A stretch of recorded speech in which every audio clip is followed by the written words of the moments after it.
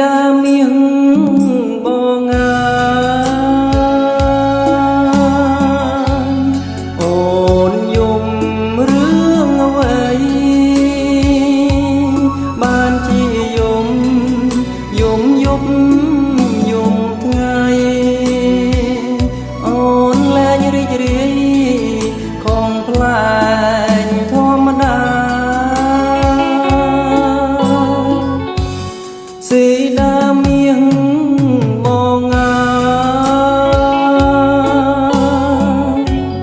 ជុំយំទៅណាអូនខ្មៅស្រងដូចនិលដែលរចនាអូនយំកាលណាអងសុំពងហើយថ្លៃបើបែជាច្រៀងសែនពីរស់ក្រៃភាំងស្រង់ប្រំប្រៃអ្នកផងលួចស្នេហ៍ឬមួយស្រីយំព្រោះចងបែកបានជាទៅស្នេហ៍យំលែងខ្មាំងអ្វី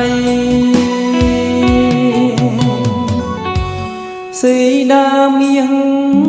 បងស្ដាប់បានទេថ្លៃឬស្រីយំខ្លាចបងមិនប៉ែកៃរូបបងនឹងលៃឲ្យគប់ចិនដា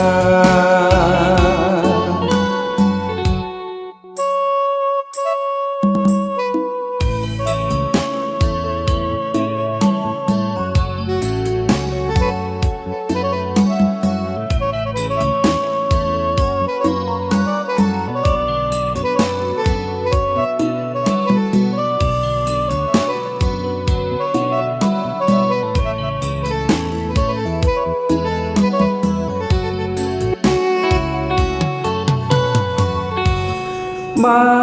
បែជាច្រៀងសែនពីរស់ក្រៃភាំងស្រង់ប្រំប្រៃអ្នកផងលួចស្នេហ៍ឬមួយស្រីយំព្រោះចងបែកបានជាទៅស្នេហ៍យំលែងខ្មាំងអ្វីស៊ីដាមៀងបងស្ដាប់